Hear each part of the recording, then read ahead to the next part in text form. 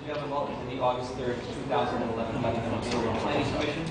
We'll open this evening by calling the roll. Mr. Keller is absent. Mr. Uright is here. Mr. Manuel is absent. Mr. Sermonera. Here. Foster. Here.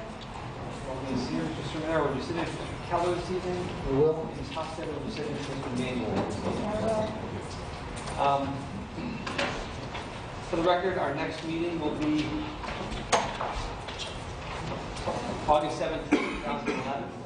We will postpone the acceptance of the minutes of April 27th and May 4 until our next meeting, and move directly to our first public hearing this evening, 8 p.m. Leaf Farm LLC.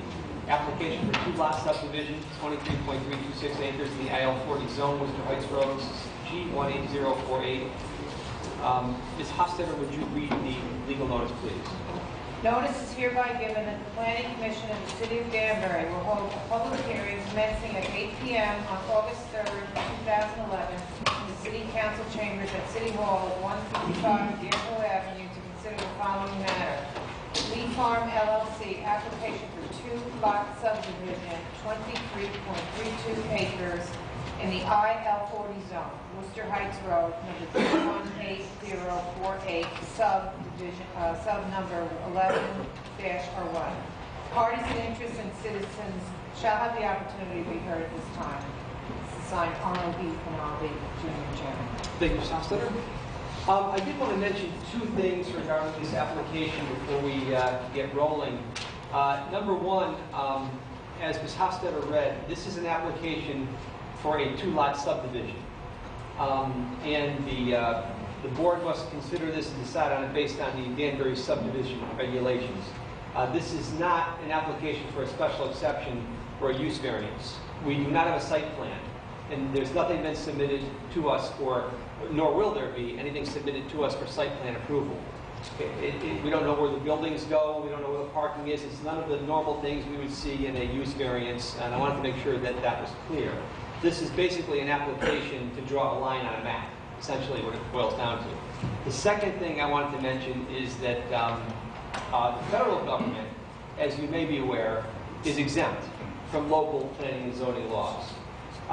They don't have to do what everyone else has to do if they own or want to use a piece of land. They don't have to submit a site plan, wetlands, permits, all the things that people normally have to do when they want to build something. The federal government is exempt from that, and I wanted to make sure everybody was aware of that too. So having said those two things, is there anyone wishing to speak in favor of this application? Attorney J.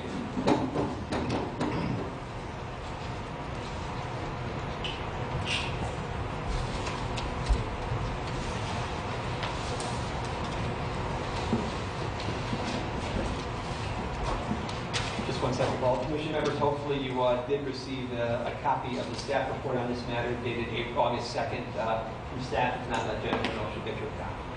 Sorry, Paul. Thank you. Members of the Planning Commission, Mr. Chairman, my name is Paul Jacob, attorney at law, and I represent the applicant, Leaf Farm LLC.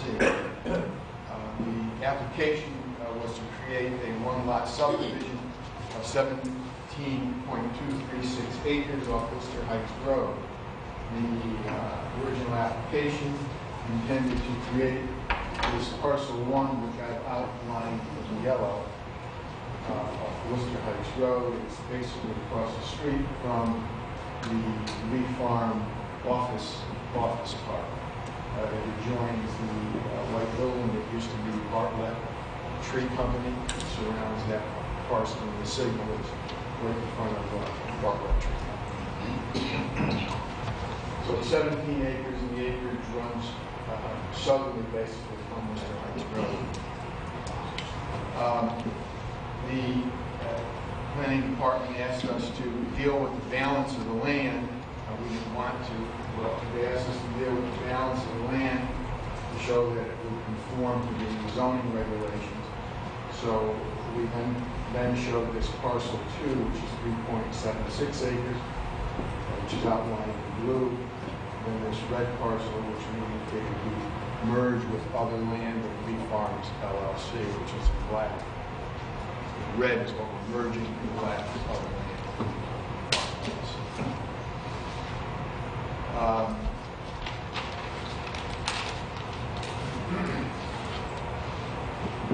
will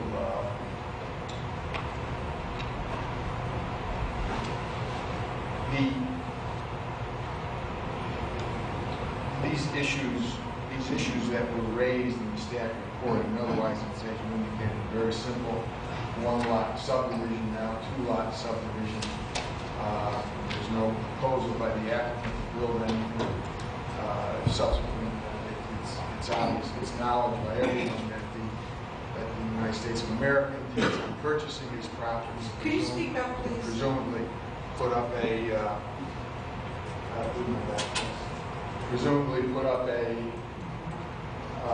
facility for reserves and National Guard. But that's out of my jurisdiction, and I don't have any plans that show that. Probably know as much about it. But in any event,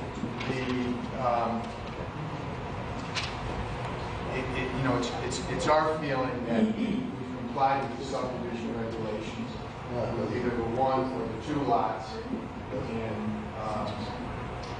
the adjoining parcel being merged in with the piece in black should satisfy all the regulations. Issues have been raised, and I assume there's issues that these issues are something that we should address. I mean, I don't really know the conclusion whether this affects the subdivision or not, but I'll address them the best I can. To do that, I have to go into a little background of the property. The property is currently owned by Lee Farm LLC. The principals of Lee Farm LLC are 4 grandchildren of Frank H. Lee. Frank H. Lee was a prominent resident in the state of Danbury back in the 1800s, 1900s. He was a furrier and hat manufacturer in Danbury. He acquired and accumulated approximately 500 acres of land over his lifetime. He passed away in the 30s. He sold off a couple of pieces.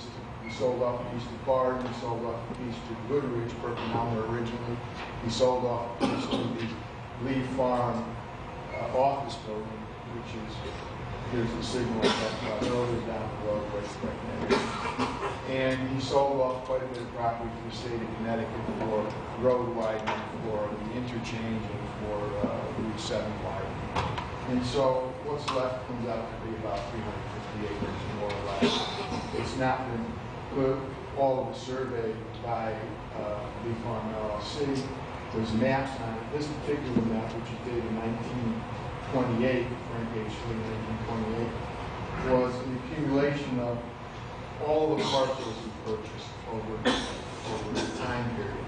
And the person who did it back then tried to identify the piece, the size of it, the adjoining owners, because it's very difficult to locate some of these parcels. You have to put the adjoining owners on it to show where they all are.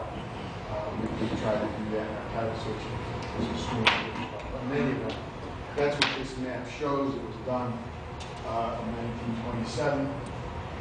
It shows Old Boston Post Road, which runs from north to south. Matt Reynolds from Land Surveying is here with an accumulation of many maps that show the existence of this road by numerous surveyors, and it running from Worcester Heights down to Stars Plain. It shows homes off the road. It shows farming off the road. It shows proposed lots off the road in Lake Wabeeka.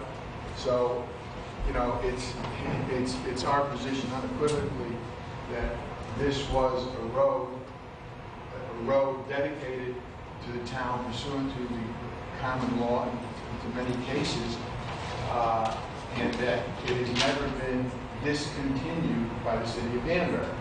It shouldn't be the burden on us to establish that there's a deed. There's no deed. There's going to be probably to half the roads in Danbury, because the deeding of roads really came about 50, 60 years ago when the subdivision regulations came about, and it was required to start deeding.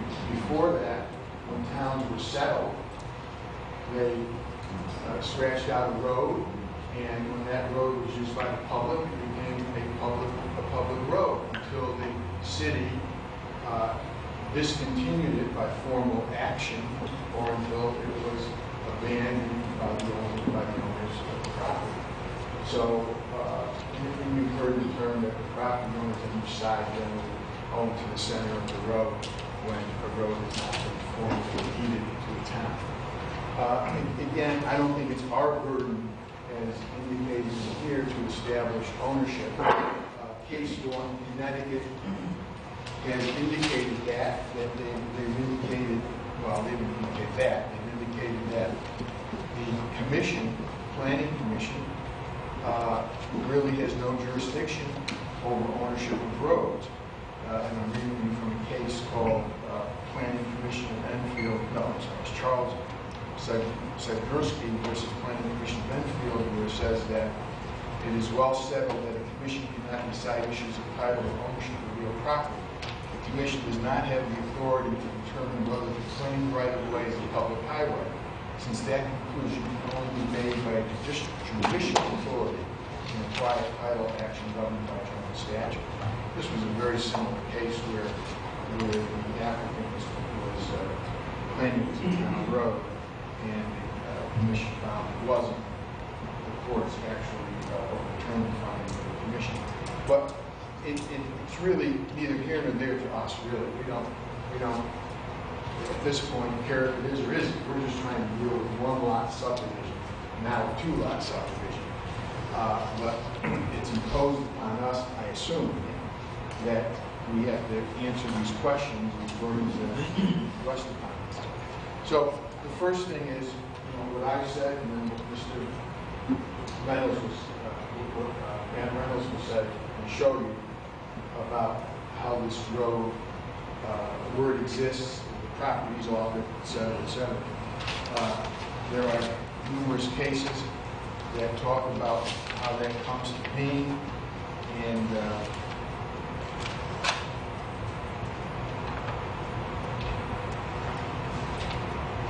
case called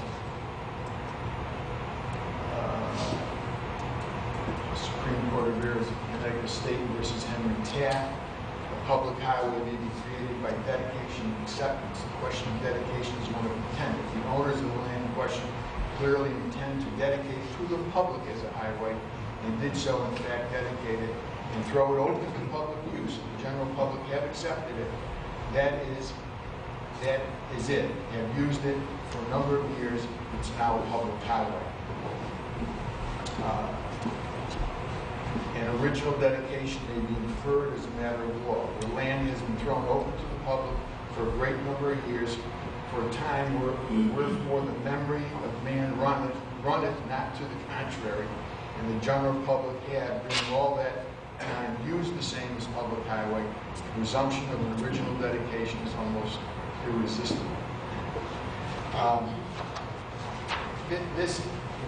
This highway, called Old Boston Post Road, obviously goes back centuries. It's not, it hasn't been in great use now, but years ago, as we demonstrate, it served all these lots, at least on the Front Page Lee property, because they were all owned by different people.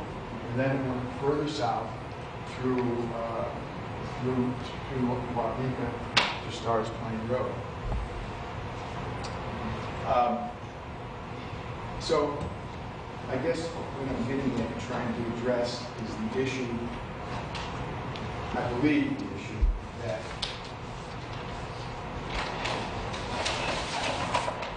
the way we want to deal with this land in red is in question. As far as we're concerned, it's all other land other than parcel 1, but we will accept it being a 2-lot subdivision. We'll accept that. And we will merge this land in red with this adjoining parcel, which, as stated in the report, is shown on the map as parcel 8. That's where that parcel 8 comes from in the report.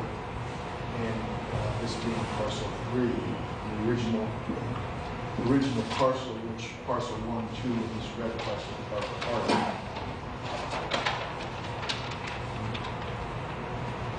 The 3 parcels are part of this original parcel 3, and it was originally 36 acres, but a piece was sold out to the nephew, and then some portions of it were sold out to Perkinello. That's why it's a subdivision now, because of previous conveyances out of that parcel. So what we're simply doing is conveying the parcel in red, which is the remaining remnants of the original 36 acres, to the parcel in black, which is known as parcel 8, off the frontage street. And we're joining them together. And we don't want it to be a lot. We're not asking it to be a lot. If something happens in the future, we'll deal with it. We'll deal with it then. I just don't see any reason why you can't merge parcels together. Add one parcel to another parcel. There's nothing, to my knowledge, in the zoning regulations that prohibit that. If you feel there's an issue, then you can identify that this lot in red cannot be built upon separately. That you can only build upon the parcel in black, as a non-conforming lot. I offer that as a suggestion just to finish up these issues. Then you can, there's no question of the regulations that this would be a non-conforming lot or a conforming lot if you find Boston Post Road to be a public road. We would agree that you could not build on this remnant to resolve the issue. Okay. If you have any questions, I know it's a little confusing about turning over the map. Questions for Attorney Jaber? Joel? Just a comment. It seemed to me back in 2002, 2003, there was an issue about the roadway that joins Old Ridgeberry Road along the western perimeter of Barrier. And their portion of it was kind of grown up. But while there was not a deed involved in that, it seemed like the city's position at that time was that's a public roadway. I don't see how this is different. Well, I mean, virtually all your roads that preceded subdivision regulations didn't have deeds. I mean, obviously 1685 was whenever the city was created. When they established Main Street, there was no planning department, planning commission to accept deeds from the settlers at that time. I mean, those roads were created. This road they didn't create at that time. I don't even know. And they became public rights of way as these cases talk about. Until the city has to take action to abandon it, and we couldn't find any action that the city had taken to discontinue. Mr. Chairman. Go ahead, Joel. I'm just from this commission's perspective, I think this is a pretty neat issue. I don't know how much time the rest of the commission wants to spend, but I know it's raised in staff. Let the applicant do the presentation. Well, I'm only doing it because I think I need to address it. If I don't need to address it, we'll just continue our discussion. No, proceed. Okay.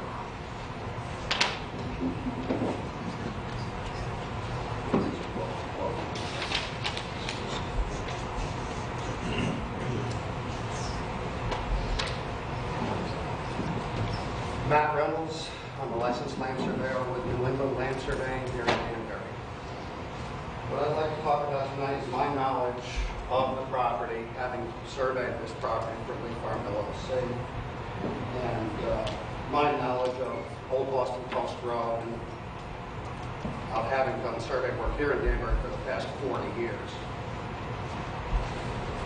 I have some old aerial photographs of the property here. Start with this one, 1934. You can find these photographs right out of the state library has these old aerial photographs. And I'll try and get out of the way while I explain. Here's Worcester Heights Road. The parcel we're talking about that Paul referred to is basically right here. That's why I listed it as subject parcel. The roadway that we're all calling Old Boston Post Road starts here at Worcester Heights Road, and it runs south. And it's very difficult. I realize it's very difficult for you to see it from where you're sitting. But it runs south through here, and you have to really look at this hard. You have to get close to it to see it, but it runs south. And at this point, it's about at Worcester Mountain State Park. Lake Wabega's community is a little further south, and it terminates at Stars Plain Road. In 1934, as you can see, a lot of this land has been cleared. I'd say it's much more wooded today. There's far more woodlands today than there was in 1934. Obviously, there was a lot of use in here. There were probably woodlots.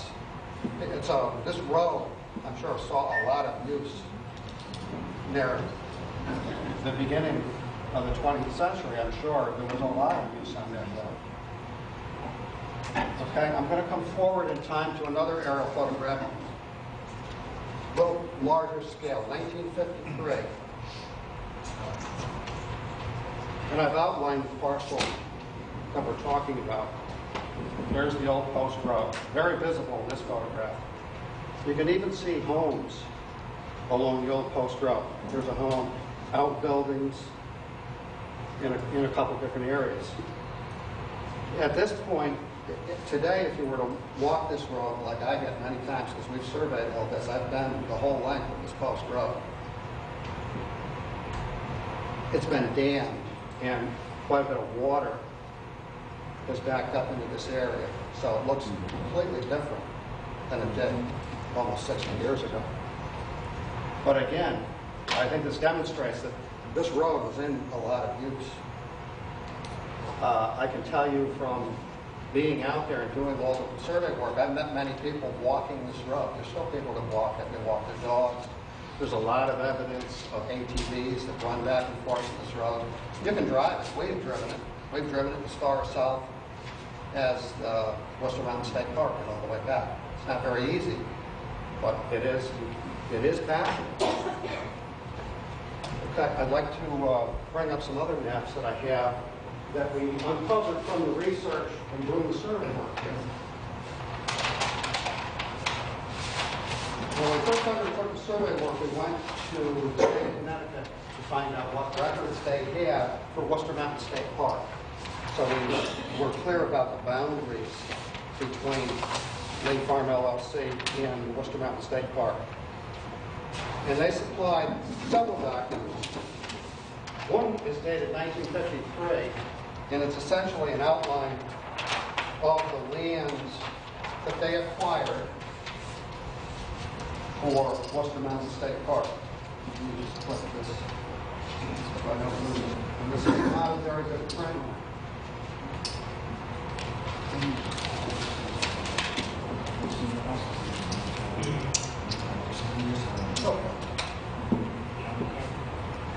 Starting on the north, it says F.H. Lee, and then there's a roadway that runs through the south. It's Old Boston Post Road is labeled on the state map. And here, it's very hard to see, is Lake Wabega. Okay, but it's essentially a map that shows the lands acquired by the state of Connecticut that created Worcester Mountain State Park. Probably familiar with the shooting range on one side of Sugar Hollow Road, and then there's the woodlands on the opposite side, on the west side of Sugar Hollow, or Route 7. Okay, that's 1953. Then, when Lake Wabega was developed in the early 50s, they created lots all along the old post road. These are the filed maps right from the town clerk's office, and you can clearly see Old Boston Post Road, lots of little lots that adjoined right on the old post road. And it was such a big subdivision, they needed two maps. And here again, we have Old Boston Post Road. And this road now physically terminates at Stars Plain. Okay, so that's 1951. In 1960, a map and some work was undertaken by Don Hambidge, who was a land surveyor that worked for many, many years here in the city engineer's office. and he did this work for Josephine Lee Robinson, 1960. And again, he's showing all the parcels that reside to the south of Worcester Heights. And again, he's labeled Old Boston Post Road. So, based on all this, these records, I can tell you from looking at all the deeds that we looked at, when we did the survey work for Lee Farm LLC, and you read all the deeds that comprise, all these little parcels, they clearly state that it's bounded by a highway. Whether you read it on the east side or the west side, they clearly state that they're bounded by a highway. And again, I can tell you that roadway is still in use today. Not in use the way a lot of people think of it being able to drive a car on it, but people still walk it, use it for recreational vehicles and whatnot.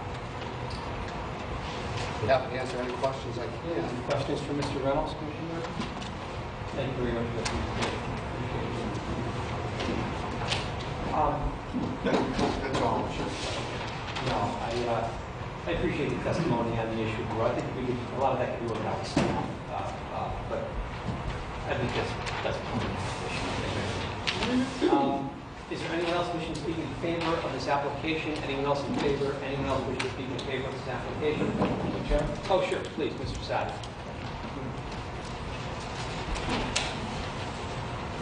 Thank you, Mr. Chairman, members of the commission. Speak up a lot, because I know from our council meeting last night that the audio system's not working, but we're going to try to deal with that.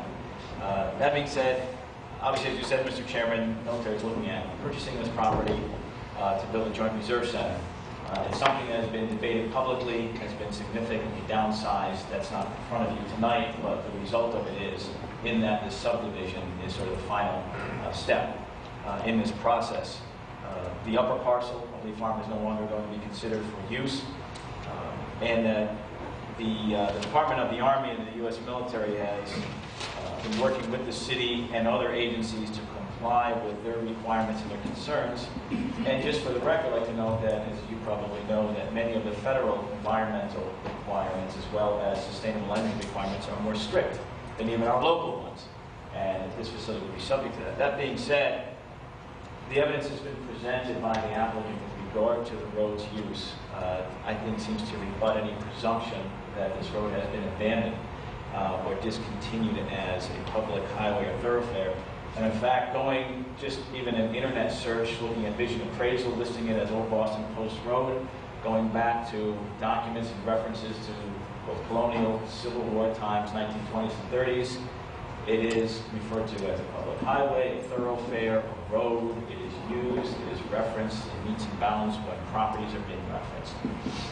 That being said, I think there's enough before you to ameliorate the concern that you may have. That being said, if you do still have a concern, I think Attorney Japers said this, and I believe your corporation counsel will support the position that you don't necessarily have to come to a definitive decision on the actual status of the road to approve this subdivision, so long as that parcel that's being merged in the rear of the overall map there is not going to be used, which it's not proposed to be used. The remaining parcel clearly abuts on an undisputed, irrefutable public highway.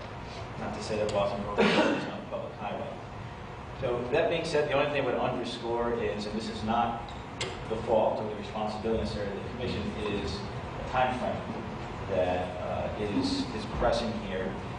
And in as much as you can put together your record and determine this issue as soon as possible, it will help avoid the possibility of halting years of work, negotiation, and compromise reduction in size for something that we can have a positive impact on Danbury overall, keep our 411th Civil Affairs Battalion here, and allow for actually a less intrusive use than what would be allowable as of right in a special exception on significant portions, not only that property, but other properties in the Lee Farm portfolio. With that, Commissioners, I thank you for your time. I'm more than willing to answer any questions and to present. You can see this on your own internet site, the reference to Boston Post Road, and vision appraisals review of Danbury, and it's a tax assessment for the cars. Mr. Zani, just for the record, you're testifying as a citizen, a councilman, but not as... I apologize for the U.S. record, Army, Tom Sadi, member of the City Council from the ward. but not a member of the U.S. Army. I am a member of the Army Reserve. However, just to be clear for the record, my unit is not slated to move to this reserve center. I'm not paid in any way by the Army Reserve on this, and I'm only trying to clarify the issue here as a citizen and as someone who believes that the overall compromise worked out here is beneficial. The compromise is not what's before you. The subdivision is, but I see no compensation or been asked to do this. I'm here on my completion. Thank you. Thank you, Tom. Thank you, Mr. Chairman. You're welcome. Is there anyone else wishing to speak in favor of this application? Anyone else in favor? Anyone else wishing to speak in favor of this application? Oh, Mr. Rotello. Members of the Commission, Mr. Chairman, I'm Paul Rotello, 13 Linden Place, Danbury. Echoing Councilman Sadi's comments about the compromise and the work that went into this particular proposal. It lasts well over a year, and we think, in some of our opinion, we save some of the most visible and valuable parcels of Lee Farm for future use, hopefully for the citizens of Danbury, and not for intensified industrial use. So in that sense, by downsizing the potential project, which I know we're not specifically here to discuss tonight, I appreciate the chair's leeway. But in that sense, we have downsized the project by a substantial amount. And in my opinion, I saved the best for the property and gotten rid of the worst and eventually moved it out of Danbury. I would have actually preferred the entire project to be in Danbury, not necessarily on Lee Farm. But you know, we'll take what we can get here. Let me speak briefly about the Old Post Road. It's an archaic road. It's commonly referred to as the Old Post Road, and I think a lot of people do think it's a public road there. Anecdotally, in the past, the stories were passed down from generation to generation. And in the old days, Route 7, what is now considered Route 7, Sugar Hollow Road, was impassable during vernal time. It would flood and it would sink.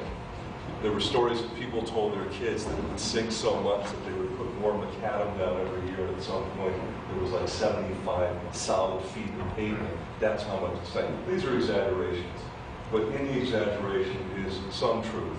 And the truth is that the area from, say, Marcus Dairy to Ridgefield during the springtime can or had been impassable. So this Old Post Road, which is much higher on hard rock and granite, was used, even though it's a hard road to travel for wagons. It's up and down and all over the place. It was better than Sugar Hollow would have been in the springtime. So I think there's a lot of truth to the fact that it was a public thoroughfare. But these are anecdotes. I mean, we don't know this for sure. It's entirely possible that this road was a private road and that it never really been open to the public. The family has considered this road to be private for generations. It's, a matter of fact, chained on. It's not accessible to the citizens of Danbury. So if you take what the family has done, the owners of Lee Farm, if you take that as their intent for that road, they would consider it private for several generations. I don't know if the chain is still on there tonight, but it was on there the other day. But I am satisfied it's a public thoroughfare. Moving beyond that, in the regulations for approval of a subdivision, in Section C, for lot layout, the Planning Commission, it states, this is on page 13, I don't know if you guys know this, the files on that, but the regulations state the Planning Commission shall not approve a lot which does not conform to the zoning regulations. That's Section C, lot layout, that's number 1. And number 3, lots should be laid out so that the driveways have access to a local street and not to a major road carrying general traffic. Now, at number 3, the road that would be carrying general traffic would be Worcester Heights. So according to these regulations, if you were going to design or subdivide or approve a subdivision petition, along Worcester Heights, the access to the lot should be on a local road, which would be the old Boston Post Road. So I don't know how the Petitioner is going to deal with that issue, but that is in your regulations under number 3.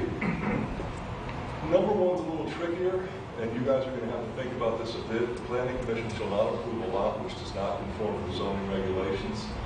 Now, we know what the zoning regulations are here, they're aisle 40, and you only need essentially 1 acre, and the lot is clearly much bigger than that. But the issue goes more to what is allowed in an aisle 40 zone, and what the petitioner, what their intention is to do with that property. And in the accepted and permitted uses, there's 47 of them. There's no mention whatsoever of anything that could be remotely construed as an Army center. It's not even under special exception.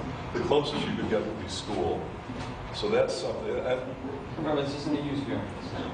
I understand that, but right here in the regulations, before you guys approve a subdivision, it has to conform to the zoning regulations. And the zoning regulations 1 through 37 have no mention of what we all know is going to be done on that property. So that's something you guys are going to have to roll over. I am satisfied that an Army Center is like a school. And a school is number 33 in the accepted uses, permitted uses. But, exactly.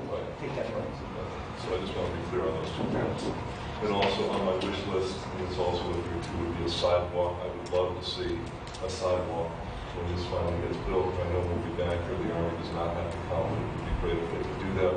Mr. Heitz is twisty attorney, and there's not much room to walk. We're going to have a lot of men and women going back and forth, especially when the shops at Marcus open. There'll be a lot of foot traffic. I would very much like to see a sidewalk along the front. Thank you very much. Thank you, Paul. Is there anyone else wishing to speak in favor of this application? Anyone else in favor? Anyone else wishing to speak in favor of this application? Is there anyone wishing to speak in opposition to this application? Anyone in opposition? Anyone wishing to speak in opposition to this application? Please. Yeah, you have to step forward and state your name and address for the record, if you will.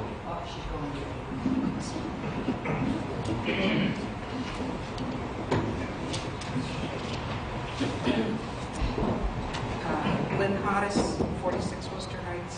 I just have a couple of questions, because this is the first time I've seen this map. And I just looking at it, I look to what the future is. And a lot of my concerns are, you know, like, yes, the Army's going to go into that space. What's going to happen to the other parcels? What's going to happen even across the street? But that's not what's being issued here. My question is, what is this little space? What is this little thing here? Is this so that that can go into here? Why don't you address your questions to the commission, and then we'll give the applicant an opportunity to respond. So you're curious as to that little Area there. So is that something which means later on that 3-acre lot will be able to go into that back lot? So my questions are more what this is going to do in the future. I know the Boston Post Road, the old Boston Post Road, is somewhat accessible. I mean, like walking back there, you need boots to get through, even in the summertime where it's wet. When you mention maybe making it so that they have some kind of regulation, something set in there that this property in the back, the red and black, is not going to be built on. I mean, that would be nice to know because it is all wetlands. I really and the Army did say they had no intention of using the old Boston Post Road at all. So that would not be part of what the Army wants. The question is what the family wants to do with all that space in the back. Because they own property on the other side of the road too, the Boston Post Road. So really my questions are really more, it's not against, for, just about how that's going to be set up for future use and what are we going to be surprised with later. Okay, well, I'll call the rest of the opposition, and I'll give the applicant a chance to respond to that. Is there anyone else wishing to speak in opposition to this application? Anyone else in opposition? Anyone else wishing to speak in opposition to this application? Attorney Jaber, or do you want to just, the question was that sort of thin strip of land, what the intent was, what that is, and that what it represents. Yeah, the reason why it's like that is the property line, Lee Farm property line is sort of the start is, and that piece is 45 feet in width. And there's a regulation that says a lot has to be 50 feet in width from the front yard setback to the rear yard setback. And since it's not 50 feet in width, we would violate that zoning regulation. So we had to end this lot. We had to end the lot where it's shown, and then make this just other land and combine it with something else, because it wasn't wide enough to meet the lot width requirements for this lot. Thank you very much for that clarification.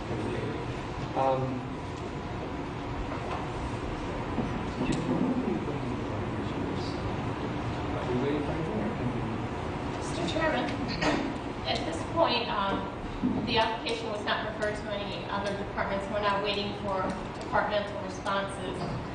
What we would request is to allow the applicant to work out the issue with public road versus private road, work that out with staff. We are waiting for a revision of the subdivision map to show the meets and bounds as we requested in number 1 of our comments.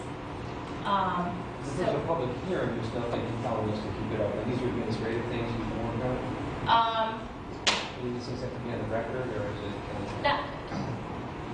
As you know, once the hearing's closed, the applicant's not allowed to submit the revisions that we would be requesting. At this point, we don't have the meets and bounds on the entire subdivision that we'd like to see.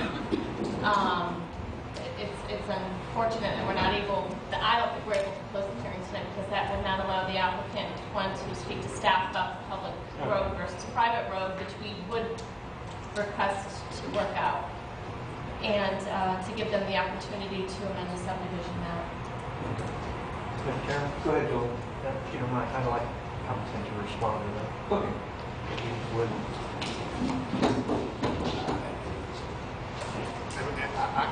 I think the application we submitted was adequate to meet the regulations.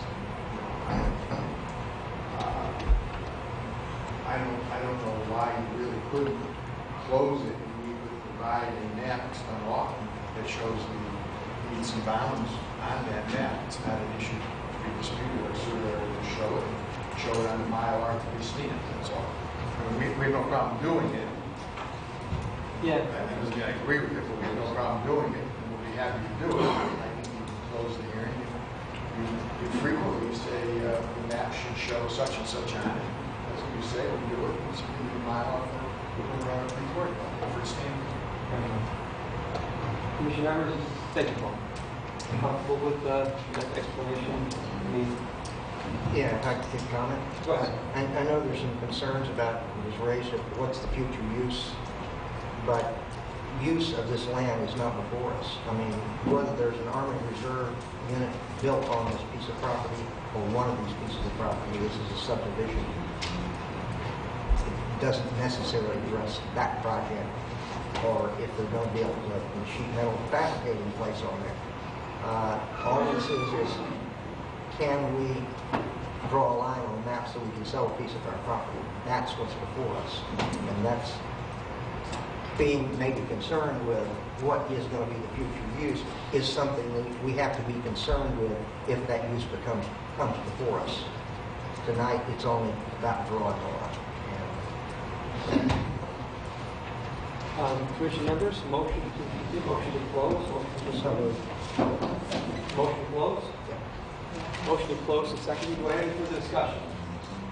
Where is the girl? Well, discussion, can we address it? Well, I mean, go ahead. Mr. Chairman, at this point, we certainly would like to entertain Attorney Jaber's compromise to add a stipulation to the Mylar that piece would not be, would be deemed non-buildable. We would like the opportunity to review that by staff. So if you close the hearing, I don't know that we'll be able to do that. Certainly won't be able to receive the information from the applicant, but whatever pleases the commission,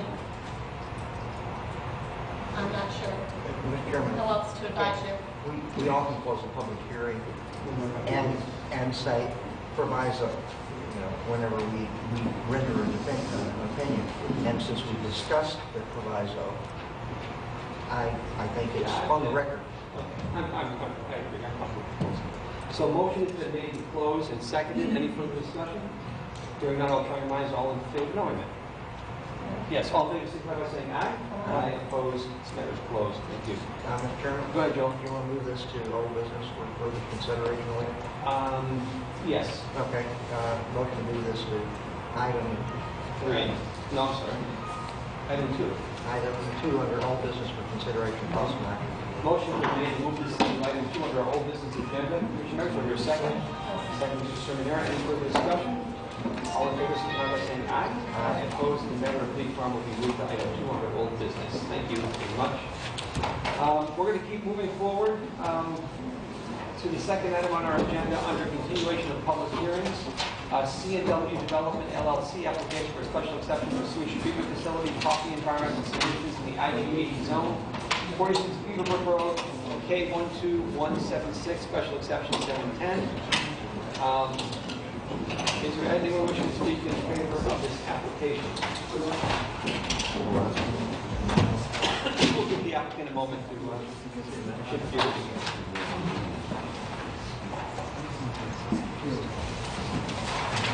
Thank you, Mr. Chair, members of the Planning Commission. My name is Paul Bailey, I'm attorney at law and representative of Coffee Environmental Services. This has been before you on numerous occasions. We indicate again that it's property, that the proposal is for a change in use from a contracted yard to a sewage treatment facility. We this evening will just simply address the issues and questions that were raised at the last meeting.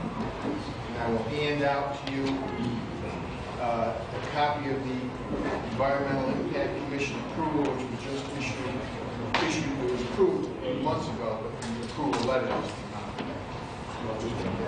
We already have a copy. Okay, good. Is there any file? And we'll give you 10 copies of a modified operation and maintenance manual, which addresses the points raised by Mrs. Hofstadter, the inconsistencies in the previous one. We are at 8A. 8A? 8A. Oh, double A. And lastly, the report from our odor expert, the company TBN. I've made 13 copies for you, and I've also made a number of copies for the audience, which I'll leave over there if they wish to get. Mr. Chairman, did we get that PDF? Did we get it? I don't recall. No, Cal, can you get it to us? Yeah, sure. Is it hard doc? I don't care. Yeah. Anything where I don't have to file it. Yeah, I'll send it. Thanks. I've got it. And I'll just leave this for the audience.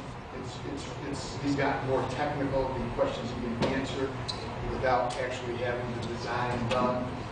Since they're not engineers who design stuff, he's tried to address the issues. So, Yes, BB. other than that, I'm going to turn it over to Ben, and he's going to go through what we think are all. I'm sorry. Can I ask a question? It's just something you said, Paul, I don't know why I didn't click on it. Your application for what? What did you say it was for? A sewer treatment plant? Sewage treatment. So I took the applicant very specifically, there's no sewage, it's all septic. The permitted It's a use. septic processing plant. It's a septic, yeah. So it all falls within the category of a sewage treatment facility. The DEP permit is on the sewage treatment facility. The DEP permit. Okay, well, that's permitted from the DEP, but specifically, you're going to offer a septic processing plant, not a sewage processing plant. I just want to clarify. Absolutely septic. Septic, only, as I learned, is different than sewage, which I said wasn't 3 meetings ago. But then somebody had an article, I think it's the article you pointed out. Good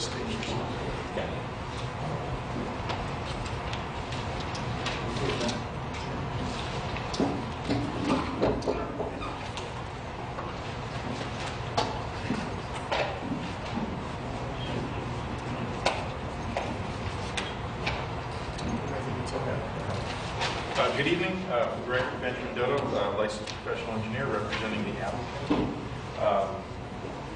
I'm going to touch on a couple of items that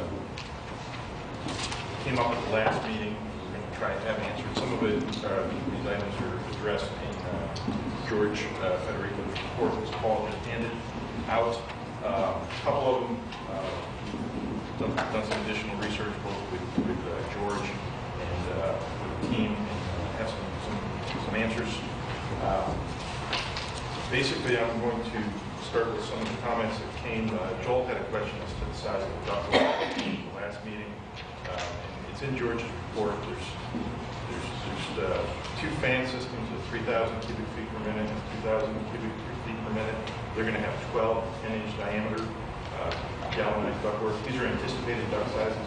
You get the exact sizing of the fans. And the ductwork changed slightly. That's 4 and 1. That's what was presented. It is, and I'm going to go into a little detail on that. So it's changed? No, it hasn't really changed, just the way they go around.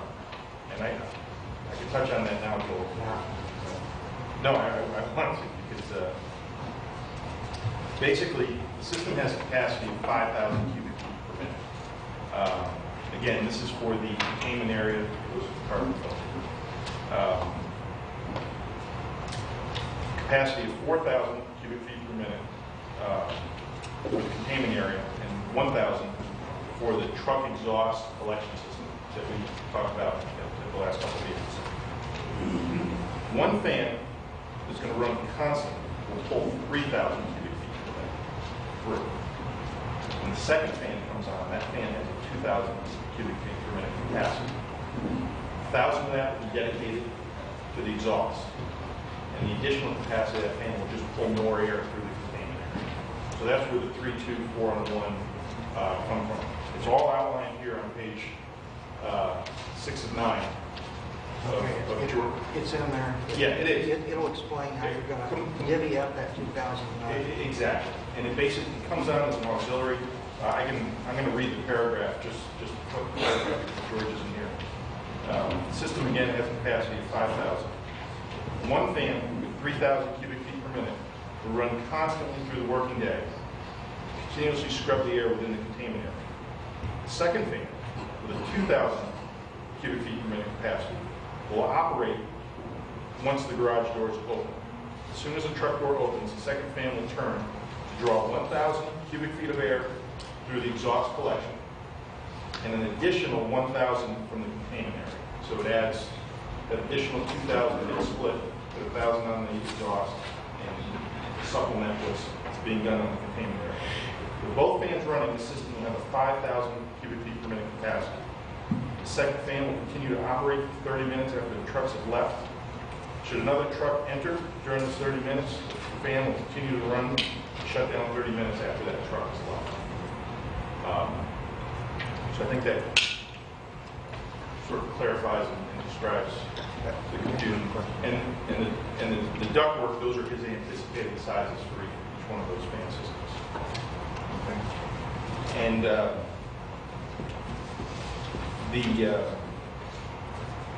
let's see, Helen had asked some questions as to revising the plan. I think Attorney Japers handed that in. There's some additional, both in this report, some of the previous reports, some of the anticipated maintenance on the odor control systems that Mr. Federico anticipates. As far as an actual manual, that is something that gets done once the system is ordered, completely designed. Everyone is site-specific.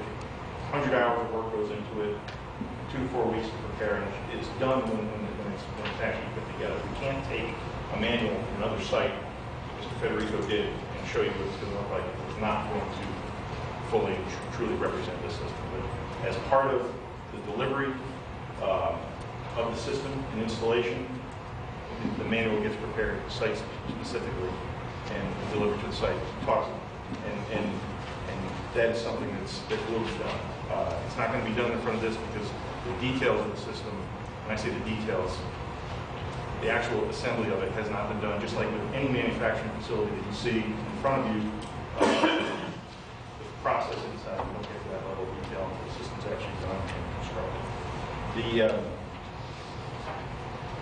Let's see, Joel had asked a question about the polymer that FBS 7802. Again, the MSVS sheet is on the record. Just to further clarify it, because MSVS sheets sometimes very obvious and sometimes they're not so obvious. Something that seems simple isn't always the case.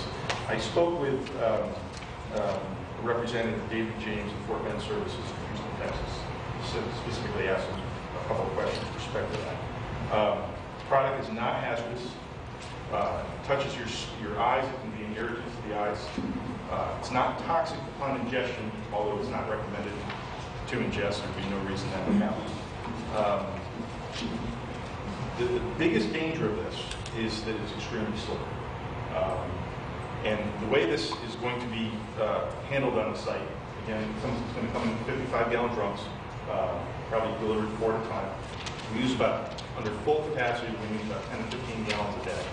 We'll probably get delivered 4 drums at a time on a pallet. We put in, for those of you that know, the drums have bung holes on top. The material is not going to be poured out into a container. It's simply the suction end of the polymer pump, that Neptune pump that we've shown you, will screw in to the 2-inch opening on the bung, and it will get drawn out of there as necessary. When that one's empty, simply take it, switch it to the next one. These drums, like I said, you should go through maybe under full capacity, about 1 container a week. So 4 drums should last about a month. When the next delivery drums come, deposit on the old ones, they simply go out. So it's almost like a soda bottle exchange. But there's going to be no physical handling of this material. The material, again, if you had to touch it, it's not bad. Just wash it off your skin. It does break down if it's exposed to extreme cold. So we did mention if your operation is outdoors, if you're storing this outdoors, and you're in New England, that's not a good idea. But we're not subject to that. We're storing the polymer indoors. The question is, what happens if it does catch on fire? It has a very high ignition point. It's not something that's going to self-ignite. If you do have a fire in the building and the drum gets ruptured, it could burn. And what it does emit is, and again, I'm not a chemist, so but it emits nitrous oxide and carbon monoxide and dioxide, like any combustion process does. There's nothing toxic that would come from this. The other things in the building, plastics and things of that nature could be. But again, it doesn't pose a risk to any fire. It's self-contained, just like the whole process here is. And as far as does it have any odor, it has a slight mineral oil odor. For those of you who don't know mineral oil, sort of you open a can of petroleum jelly. That's the essence of this odor. So there's really nothing to it as far as risk. But again, and you specified, it is extremely slippery.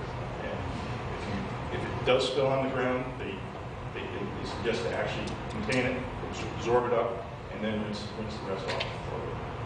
So to the specific question, yes. What's the toxicity if it's burned? There's a fire in the building, and it's nitrous oxide, carbon dioxide, yes. Carbon monoxide. Yes. Nothing else. And that's in the spec sheet? That's what it was. Yeah. I see that.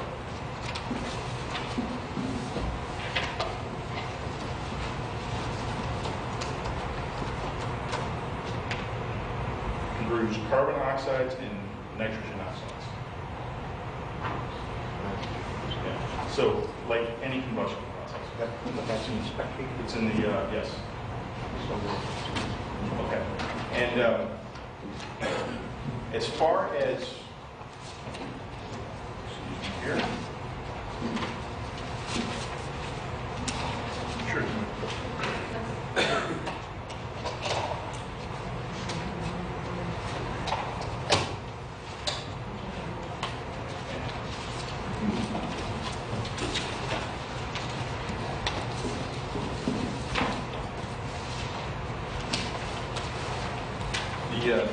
next thing I want to touch on, it was asked that we modify the turning plan that was presented 3 meetings ago with the original layout and design of the facility. And as we know, the portion of the dewatering activities indoors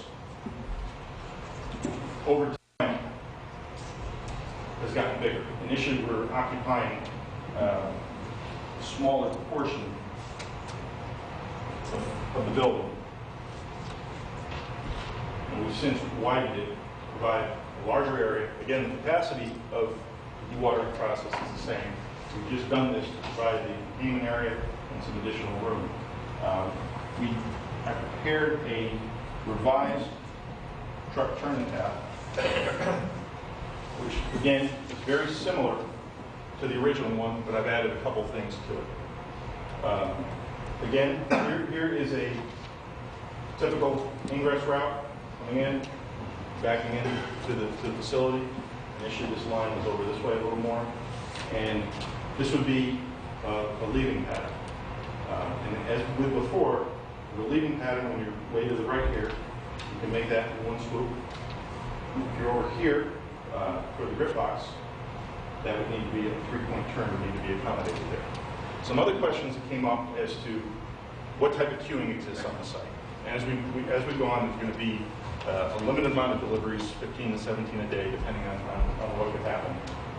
We can do 2 at a time, take approximately up to 15 minutes to do 2 at a time. So the question is, what happens if more than one truck comes at a time? Does the site have the ability to accommodate that? And again, as we said, it's going to be by appointment only. So there's going to be some spreading out of the deliveries during the day. But again, this isn't what we anticipate. This is just what I showed if the site can accommodate. And as you can see here, in green, 1, 2, 3, 4, 5, 6, 7, 8, 9, and 2 inside, 10, 11. So the site has the ability to accommodate 11, which is more than 50% of the anticipated maximum deliveries per day and offloads. Compare that to any restaurant, shopping center, being able to handle more than 50% of any of your daily activities at one time. We can do that. So again, we have more than ample room to handle any queuing that may exist if more than 50 people show up at a time. The other comment, I think it was Jen that asked about the traffic patterns in Newtown Road and Beaverbrook Road. So what we've done is on the same plan, just to keep things simple, we've added the striping of the road as well as the signs, both yield, stop signs, etc. And I can just simply go over that just to clarify, because I know it's been a long time since Joe Balskus initially went over these at the initial public hearing. But basically, all the roads here are 2-lane roads, one in each direction. There's a double yellow line that splits the roads. Beaverbrook Road, which is where the site fronts on, has unimpeded traffic. There's no stop signs, no road signs on there. It's Old Newtown Road. You're heading up on Old Newtown Road toward Beaverbrook. You have a stop sign and a stop bar right here. If you want to head toward the mouse hole to the north, you take a right here, right in front of the Board of Ed building, and you have a yield. So you sort of slow down, look over your shoulder for Beaverbrook traffic. Those coming on Beaverbrook Road, wanting to go to Old Newtown, this is where they make the turn, not up here. And again, they have to cross Beaverbrook traffic, and they have a stop sign here to make this turn. Again, the traffic on Beaverbrook Road is unimpeded. And as we said, this site plan and this driveway location was carefully done, carefully chosen for the previous approval. The old driveway was here, and it was a driveway that served the residents. It came out right in this area, in amongst the yield, and where there was some crossing traffic. It was determined this was the best site location for the driveway, best site distance to either side, and you can also see down Old Newtown Road as well from it. But again, we've added that to the plan just to clarify some of the patterns there.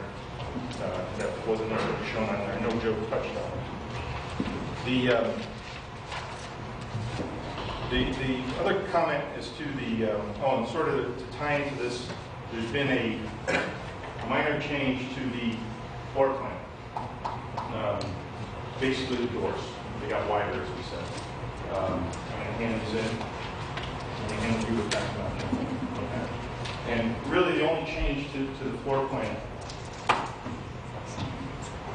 Mr. Chairman, Exhibit double C. Got it. Is the overhead doors lining up here, they became 20 feet wide. I think we said that at the last meeting. That was in the process of being done. And an eye wash and a shower has been added.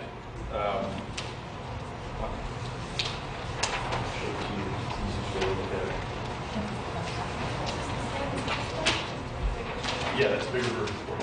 Just a full size one. In this corner of the containment area, an eye wash and safety shower has been added. And I'll go into the reason for that in a minute.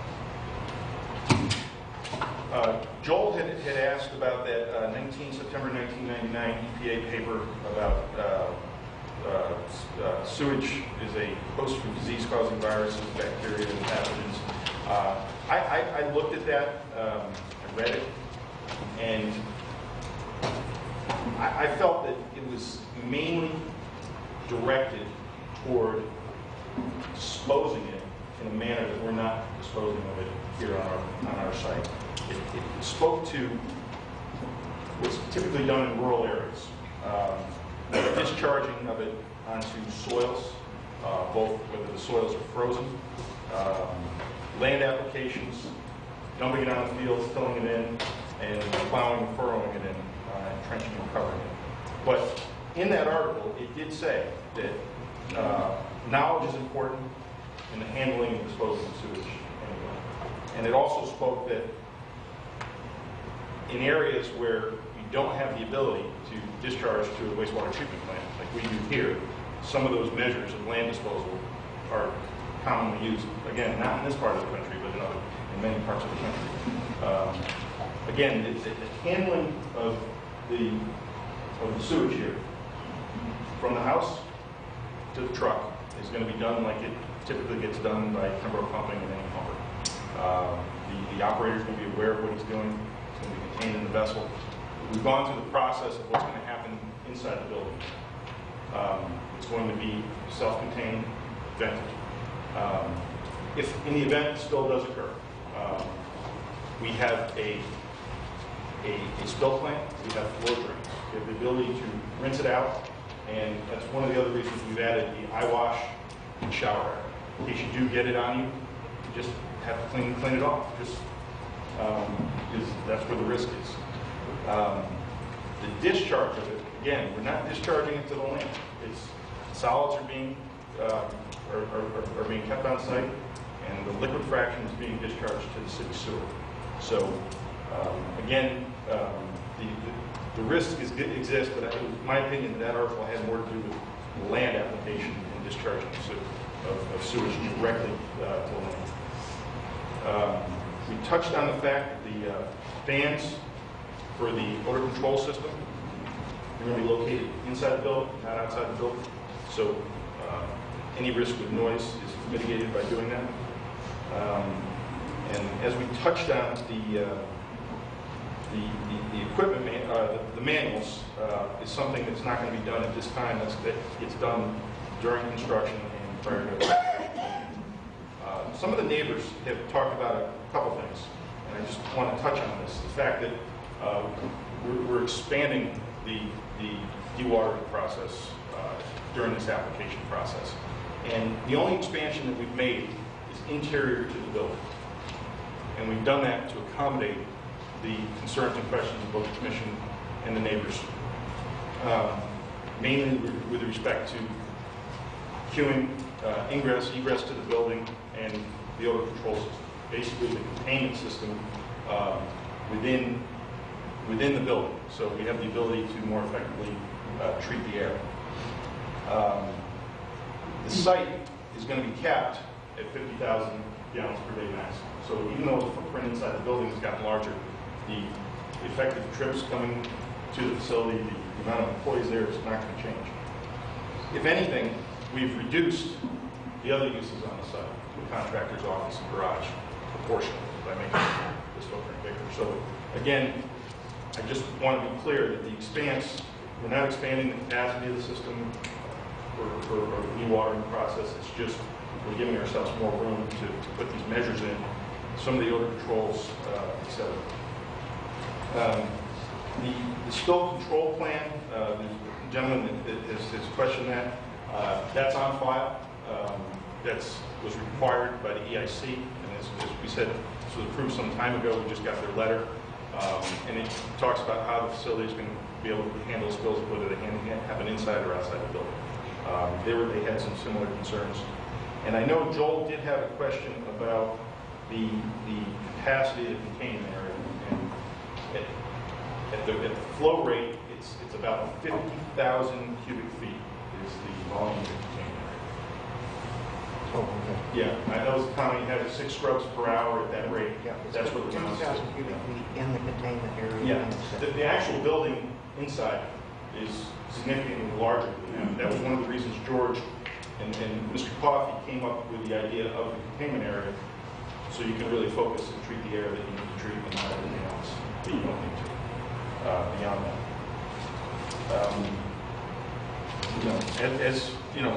As we said, the Coffeys have been in this business for 40 years. They know how to handle septage and sewage. Really simply, the dewatering process that we've discussed. And I think you'll find Mr. Federico, I know he gave you some PowerPoint presentation before, but in this latest report, coupled with what he's given you before, I think he answers a lot of the outstanding questions with respect to capacities, anticipated sizes of equipment, sizes of the ductwork. Again, the anticipated sizes of ductwork and the effectiveness of the odor control system and the anticipated maintenance. And you see that it's pretty limited to the maintenance that's required on the systems once they get up and operating.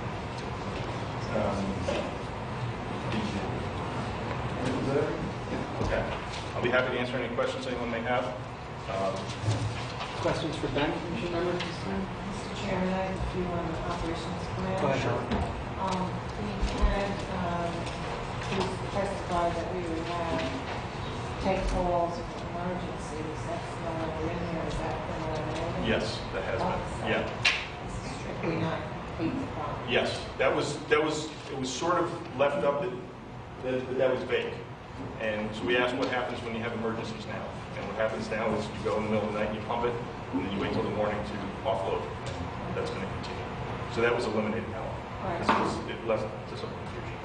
All right, and then manning the site during any activity, including, elimination of the liquid, that's not mentioned. That's because, unfortunately, we still haven't heard from public utilities. And that's going to dictate, and that's and as we had indicated, we anticipate having 2 employees during the day, during the 8 to 5 hours when the offloading occurs. What we don't know is if we can discharge during those hours to the city system, those 2 employees should suffice, and there'll be no need to operate overnight. But we anticipate that there may be a need to obviously accept the deliveries during the day from 8 to 5, but we may have to discharge at night to the city sewer due to peaking issues. In that case, there'd be 1 employee. And again, we don't know that answer yet because we haven't been given direction by the public utilities. But it's not going to be automated if that's your question. It can't be. For a better operations plan. What about education of staff for emergencies and that kind of things, and training and it's not much to talk about here. So I'm just looking for these other things. An operations plan to me is far more detailed than I'm seeing here. Okay. Well, and I understand about the maintenance, you have to wait for the time to be built on. But like, for example, if in an operations plan, we might put that in the case where the city might call us to the peaking issues, we'll have a will extend the end of the site until, what that is part of the operations plan. Well, the peaking issues could be daily. I mean, that could be part of your daily operation, meaning you have to discharge at night. Yeah, or maybe occasional, or whatever is in here. Okay. Right now, it's not in there.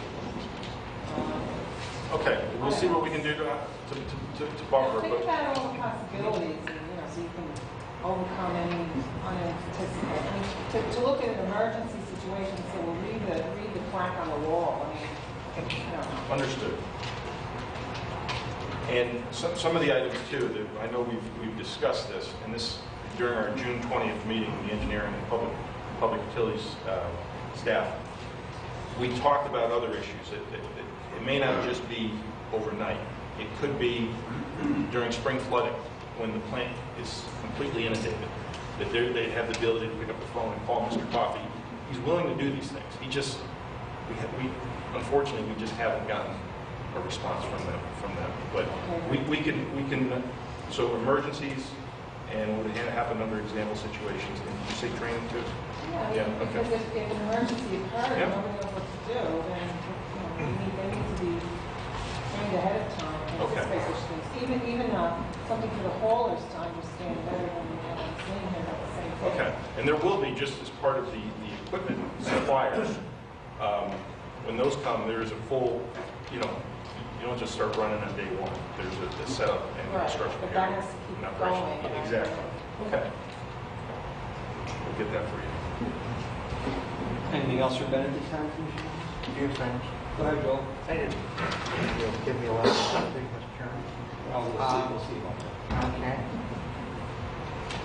Let's start with the air handling system. Yes. The 2,000, 3,000 cubic feet from that fast. During operating hours, 3,000 cubic feet from that vacuum system, if you will, pump system, be in operation constantly. And the 2,000 will kick in when a truck comes in. Yes. Truck until it leaves. What is the negative atmosphere that will be on that room and on the building during those times? I have to have George get that for you, Joe. Okay. What was the question? I'm sorry. We're talking about the pressure. What's the negative atmosphere that will be maintained on the containment area and on the building? They were previously represented there will always be a negative pressure maintained on the building. Okay, we'll answer it. That will be. I'm going to have to get that answered. I don't have that. Now, during the non-working hours, both of those systems will be shut down, correct? They're not running 24/7. I understand that's what the position was. Am I correct? You're correct with that system. The biofilter will run 24/7. This is the carbon filter you're asking. Yes. How is this building heated? Forced hot air? Forced hot air. Forced hot air? Yes. How's it fired? Oil. Well, where is that located on the plant? Where are those heating facilities? We haven't got to that point yet. Yeah. They're in the building? We can answer that for They're you. in the building? Excuse me? They're in the building. Yes. So the location of the furnace. Yeah, location of the furnace.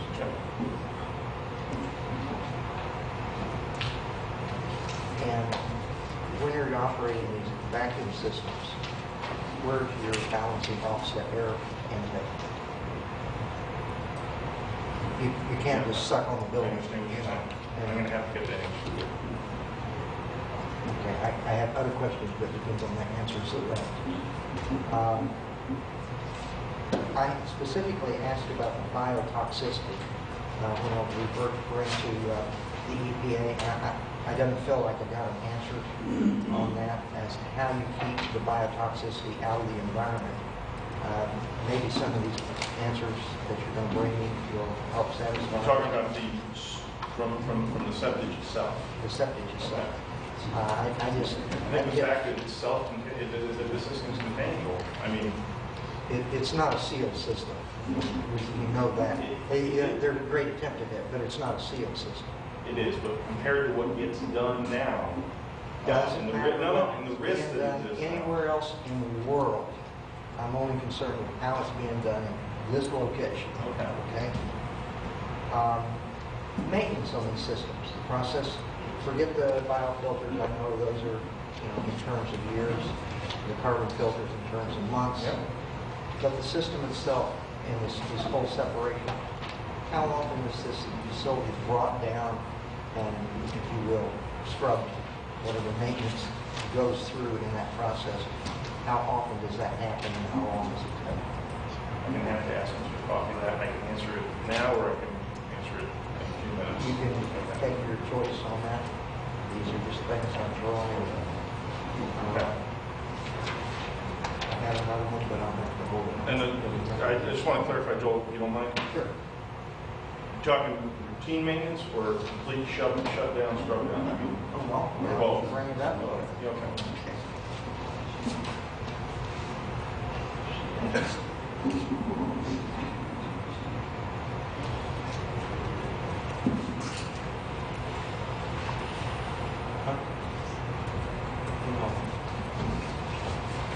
Okay. Thank you, Joel. Any other questions for Ben at this time? Go ahead. One more. I don't know if this is an answer or not, so I apologize ahead of time, but are there any certifications that are required of either wall permit or, maintenance or inspection requirements of a wall permit? I know there's no certification as to do you need a wastewater treatment plant operator's license like you do when you're discharging to a stream or the soil. But as far as a general permit, no.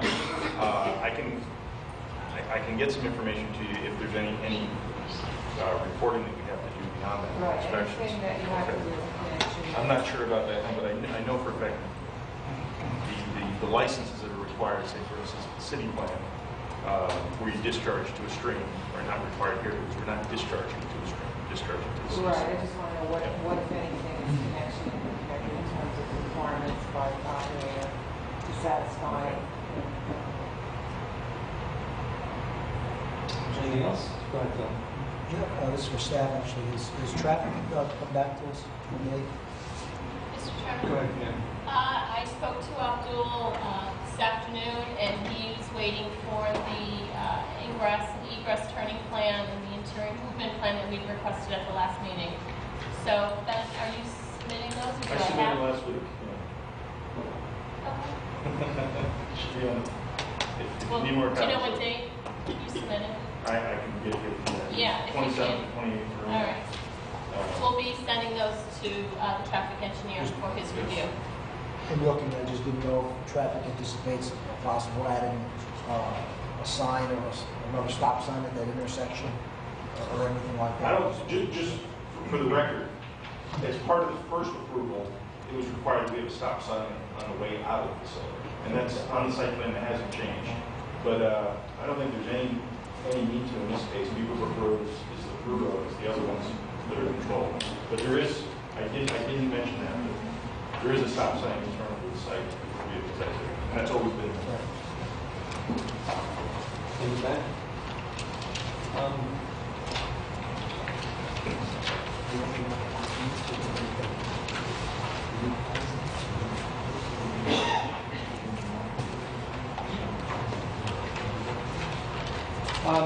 Is there anyone else wishing to speak in favor of this application? Anyone else in favor? Anyone else wishing to speak in favor of this application? Before I call the opposition, I'm sure there's some members of the audience that all I want to say. Again, I request that all people speaking in opposition try as much as you possibly can to confine your comments to the application as submitted. That's number one. Number two is I ask that you try as much as possible not to repeat things that have been said in previous meetings. Having said that, is there anyone wishing to speak in opposition to this application? Anyone in opposition? Please come step forward.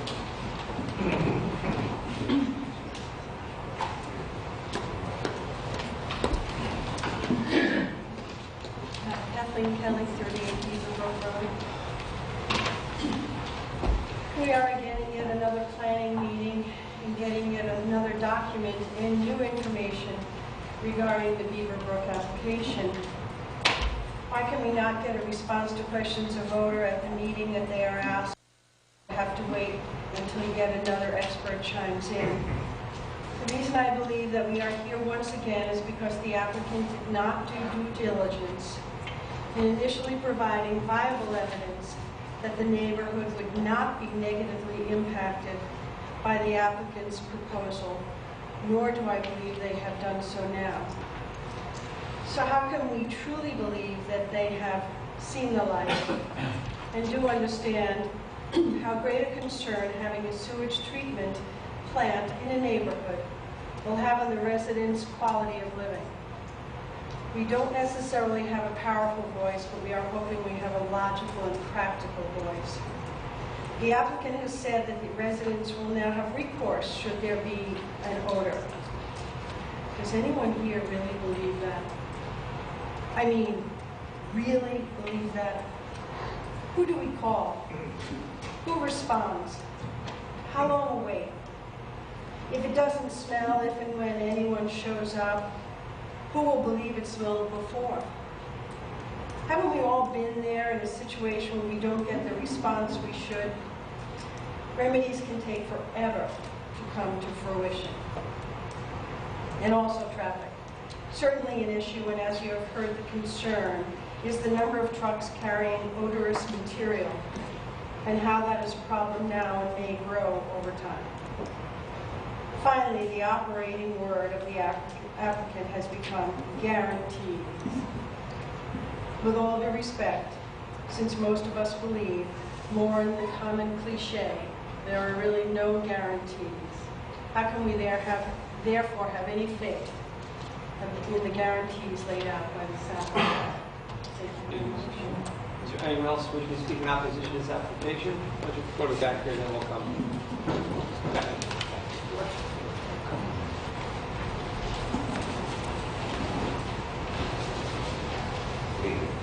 Robert Taylor, 53 Beaverbrook Road.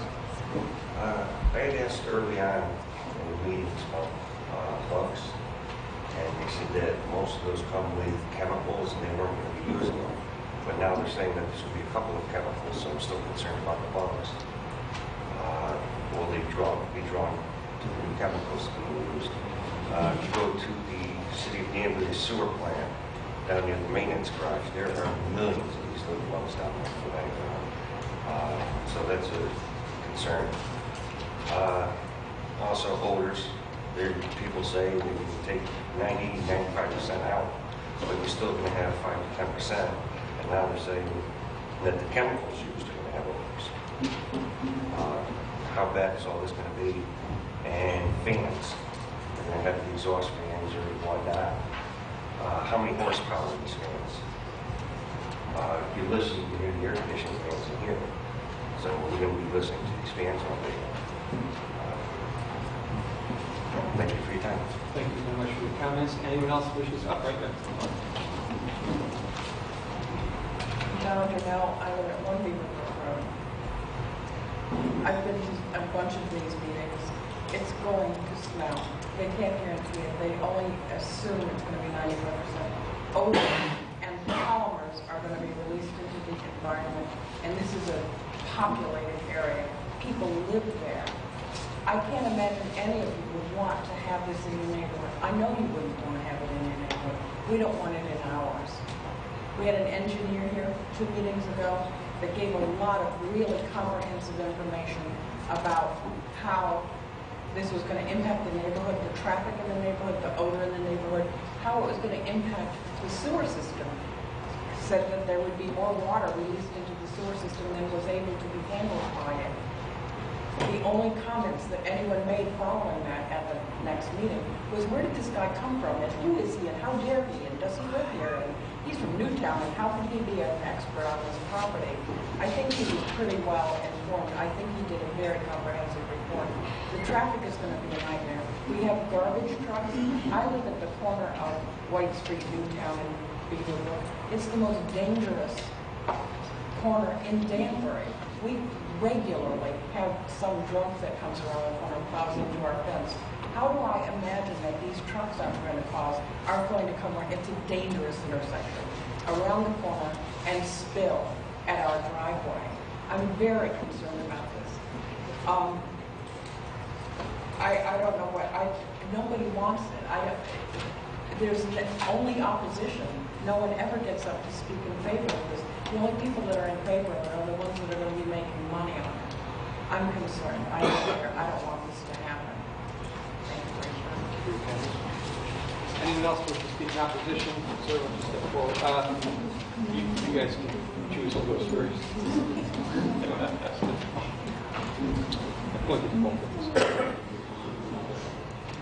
My name is Bill Carbone. Apparently, I didn't catch my name last time. I am from town. I'm a professional civil engineer licensed in the state of Connecticut. I would like to present to the commission a letter, this is the original copies, of what I had said last time. Thank you. Can you mark that? There is, I'm not going to go through it all again. Basically, my concerns are inadequate ratings of site, underestimation of traffic generation in the report that's in the file. Granted, they meet the subdivision regulations for intersections, but they don't meet DOT standards. And this is a special exception permit, which gives this commission the right to impose things that they feel is necessary for health, safety, and welfare. The minimum they should meet is the DOT standards. The driveway, they've said tonight, that was carefully placed on the site, but it doesn't meet the city's regulations. The city's regulations say that the driveway in an industrial business zone must be 100 feet from the intersection. As can be seen on their drawings, their driveway is at the far end, that would be the southerly end of the intersection. They're not 100 feet from it. They are still at the curb return of the Golden Town to Beaver Brook Drive. But primarily, of the 6 items that are required for this commission to accept or to approve a special exception, the last one, and most likely the most important, is that if there is to be sewer service available, and obviously it has to be. It has to be a letter from the agency, a letter from this agency saying that it is available. Such a letter is not available, or it wasn't in the file as of yesterday. A request for a letter from the Watertown Sewage Treatment Plant, as if they will accept the solids from this, has not been put into the file.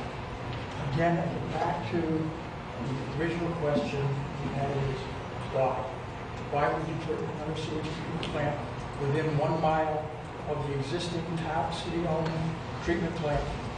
Why would you put it in a residential and commercial and educational district? Thank you very much.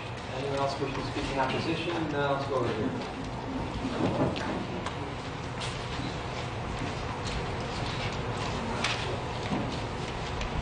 Hi, my name is Emilius O'Teal. I'm a public septic competitor of Pembroke. Since the last time we were here, I think I read the paper that no further applications can be made, correct? I'm sorry? I read No further application? for this type of system to be made.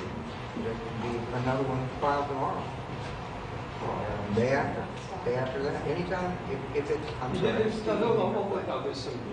There's some work on the council to, Right, to try and. Okay. but it's in process, but nothing Okay. formalized or finalized yet. Okay, this, to me, it's really more of an economic issue. Okay? If you take the town, I think the 5 towns that are accepted in Danbury, in Fairfield, Brookfield, Bethel, Newtown, and Danbury itself, we're paying $76 and change per 1,000 gallons. That's what we pay the Danbury sewer plant. Okay, we have to be careful to confine our comments to land use issues and not necessarily financial issues. But if, well, I'll give you a little bit of leeway. all right, I'll give you a I'll little bit of leeway. So Okay, I appreciate that. From an operating point of view, they will be able to unload at $5, more or less. I'm not counting their original capital investment in the facility, but from an operating perspective. Now, if you would hand me this permit today, I would consider the following thing. Sell my trucks, don't need employees to go to homes and dig holes. I just throw up a shingle and say, okay, you know what? Danbury is charging you $76, I'll charge you $50. That's the issue. Okay, so I'll keep it short. I appreciate that. Thank you very much. Anyone else wishing to speak in opposition? Sir, with the first I'm sorry. Well, I actually pointed out last night. I'm Jim Kelly, 38 Beaver Brook Road. Well, I'd like to just talk about this application. In 3 months we've been doing this. And in response to Mr. Coffey's first application in June, he presented no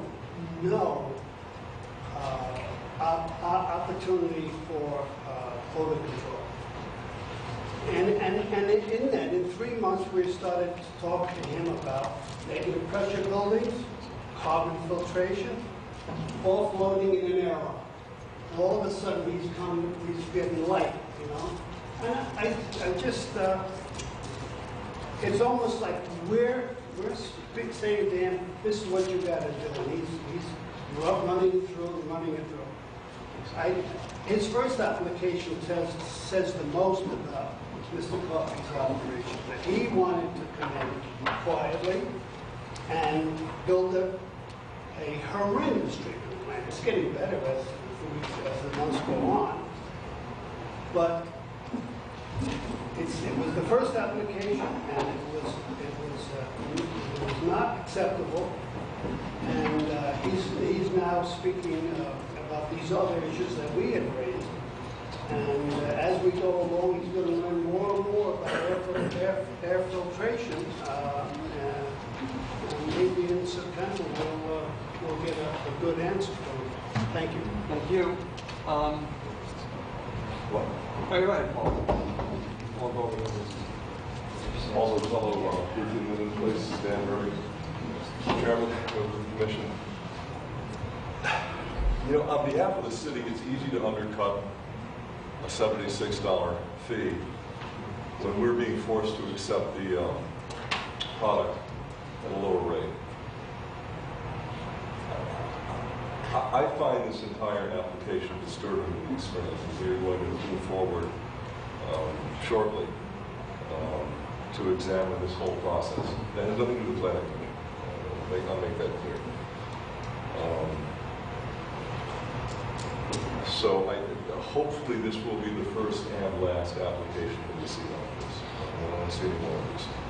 Because it disturbs the entire system that we have set up with Veolia and the sewer system that's been built on the back of Danbury taxpayers for over 200 years. This is a parasitical operation, in my opinion.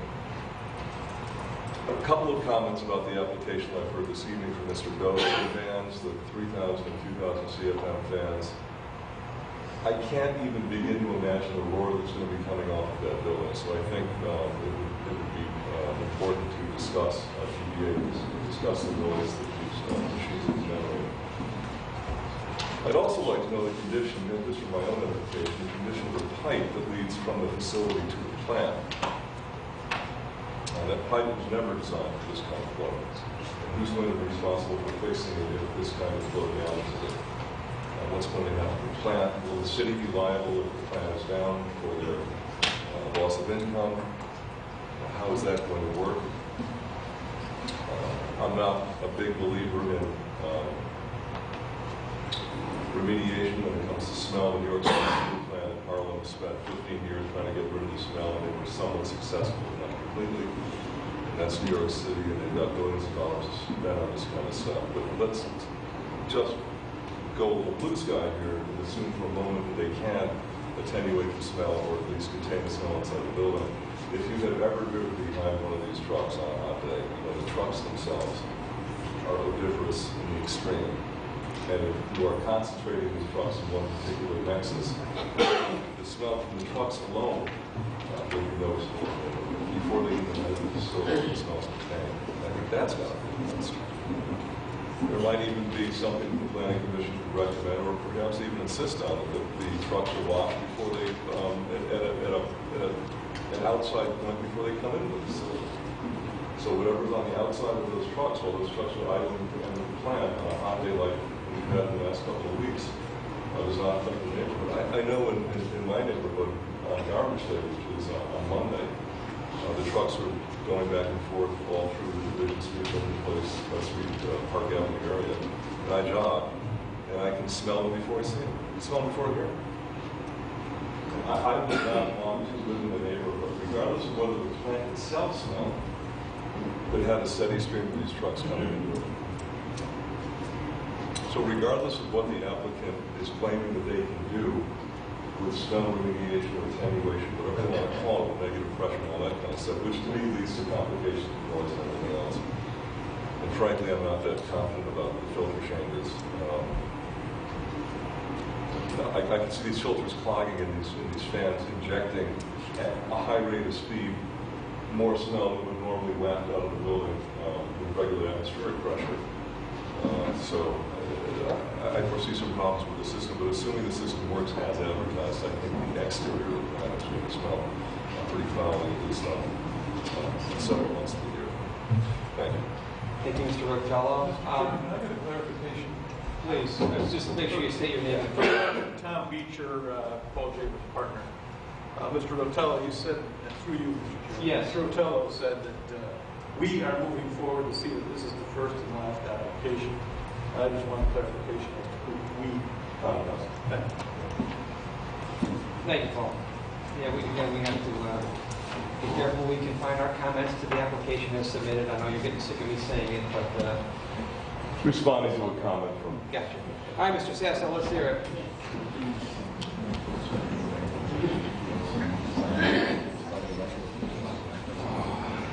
Good evening. My name is Mr. Sasso. And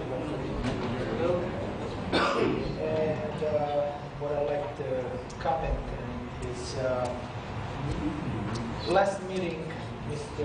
Jaber, one of his speech, it was that there's some other facility in the area that they create order and nobody say anything about it. Apparently this one, everybody is against it.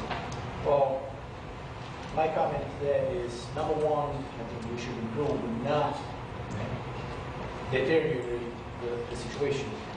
And the other thing is that from that comment, what I'm getting at is that if I read it between the line, some tells me that this is going to smell, but it's okay because the other facility, they smell also, so it's okay that this one is going to smell.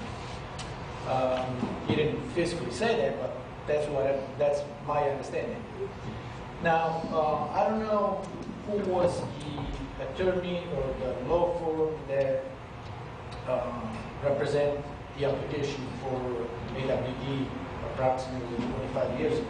I don't know, and I don't really want to know, but I'm sure that back then they said that it wasn't going to smell. Sure enough, 25 years later, we hear that it does smell. Even though the garbage does smell, no question about it, it does smell. But the garbage, it's pretty much picked up daily or weekly the most. So that is a lot of paper. We all know what garbage is. It's not like the sewage. And another comment that Mr. Jaber said it was that basically it's a similar idea. This bend, this negative pressure, similar idea to the bend that each house has, goes up to the roof, and it's working for years, and I don't see why it should work now. The point that I'm trying to make is this. When a human being uses a bathroom, it's got nothing to do, it's not similar to the stuff that it's in the septic tank. That stuff in the septic tank, I don't know if anybody ever looked in the septic tank, but I did. It's black, it's concentrated, I mean, there are all kinds of bugs in it. So it's got nothing to do, it's not a good comparison to compare to when a human being uses a bathroom. The other thing is the city sewer treatment plant. The city sewer treatment plant, yes, it does smell, but luckily or unluckily, it was already there the sewer treatment plant that was there when, before they were lined house around, they were built. Okay? Unfortunately, or maybe fortunately, whatever, we are here before this sewer treatment plant. So I don't think that it's fair to us as residents, as a property owner, that we got to sacrifice our property value, life standards, and so on and so forth, so one individual can benefit financially. And there are also some questions that I asked in the past, and I didn't get an answer, such as whether they're going to be washed, like the outside of the container, the gasket, so they don't leak, because if they not get washed, they will leak. But I didn't get an answer. My point is, if they get washed, the inside of the container can be washed, the water goes on the inside. But the outside of the container, such as the gasket, if it gets washed, now it's going to go on the outside. What is going to go? What is going to be washed? Inside the building, outside the building, there is a wash bay, and so on and so forth. The other point that I made last meeting, it was the weight of this container. And somebody saying they're going to suck it up with a pump. I don't care if they pick it up with an end. 50,000 pounds, it's 50,000 pounds. The point that I was making, it wasn't taken off the ground. The point that I was making, it was transported on a road based on bridge law and weight restriction that we have in Connecticut. Okay, if the weight in the container, not include the container, it's a 50,000 pounds. Okay, any triaxle, quadraxle, the average weight is probably 30,000 pounds. Okay? Any triaxle, quadraxle, it's legal in Connecticut, no more than 76,000 pounds with overweight permit. That means you cannot get nothing else on it. A tractor trailer, it's legal for 80,000 pound gross weight in Connecticut. And again, no, unless you got some kind of machinery that cannot be broken apart. Then they give you overweight permit. In this case, you cannot get overweight permit. And still, I didn't get an answer on that. In fact, even the small container, they will be overweight for a triaxle. And I got so many other questions, but I know that time is concerned, so I thank you for all your time, and I hope that they're going to be some kind of concern about this. So, thank you, Mr. Sasso. Is there anyone else wishing to speak in opposition? Go ahead, Tom.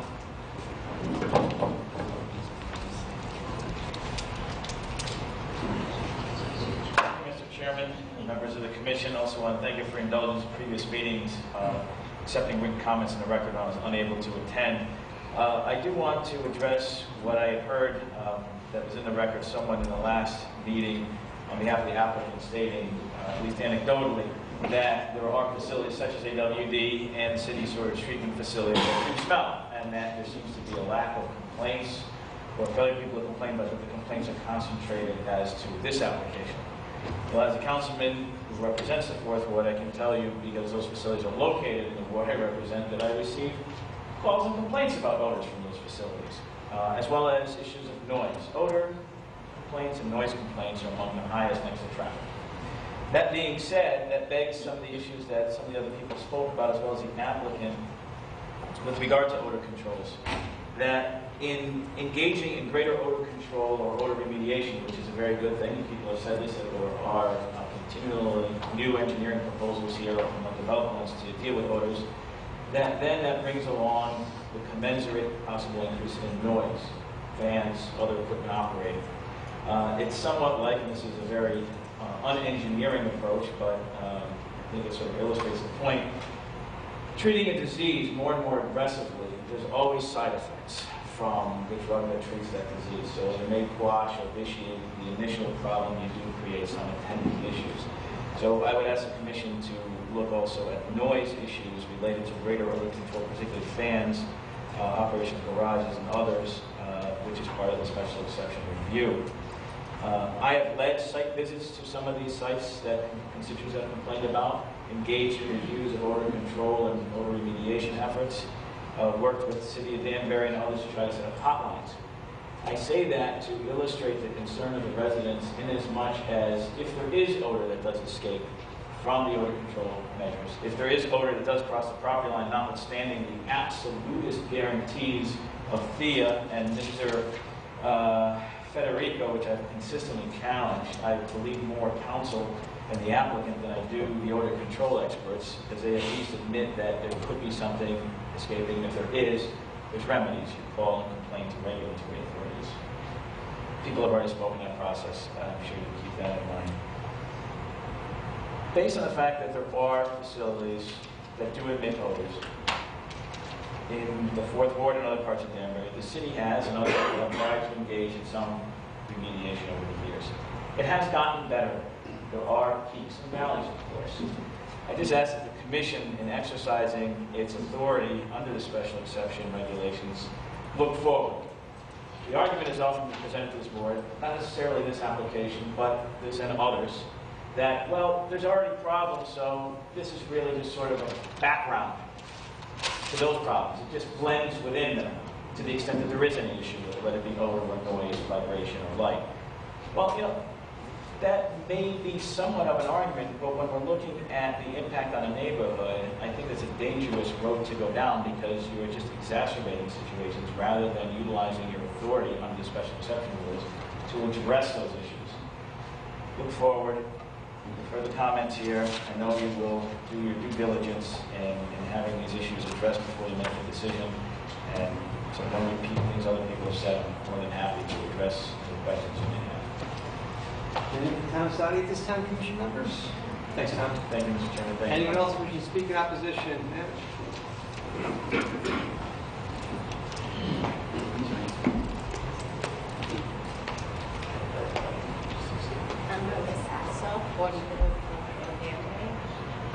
I live right next door to the facility that Mr. Coffey is coming to promote.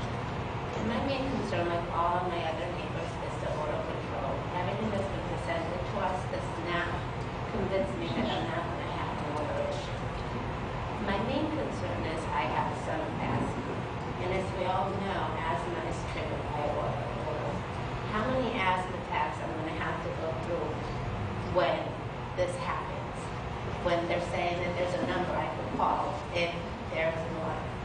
We're not just talking about odor, we're talking about the health of my child if there's an odor. And as a mom, that really concerns me. So, thank you. Thank you for your comments. Anyone else wishing to speak in opposition? Open the floor, sir.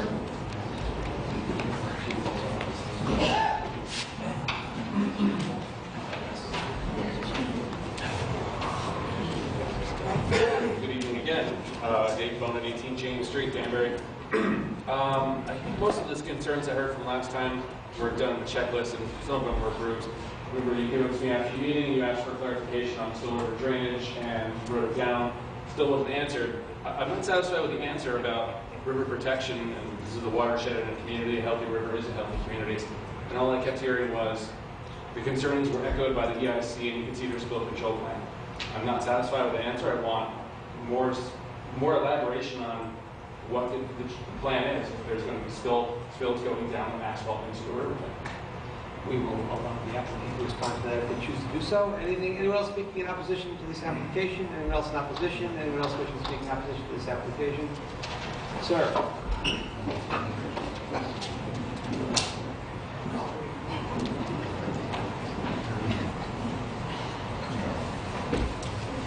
No repeating.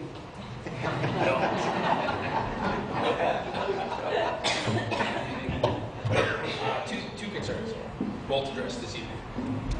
Your name, sir? Oh, I'm sorry. Phil Terrell, 20 Elmwood Plain Road, Danbury, Connecticut. Two concerns. Both were spoken this evening, Mr. Chairman. Apologies for anything in the past. Solids being kept on site was commented on by Mr. Dodo. Why are they being kept on site? Where are they going to be hauled to? Who's hauling them? Is it another contractor? Some material, I did some research on line wastewater management handling of solid and solid material, how it's organic.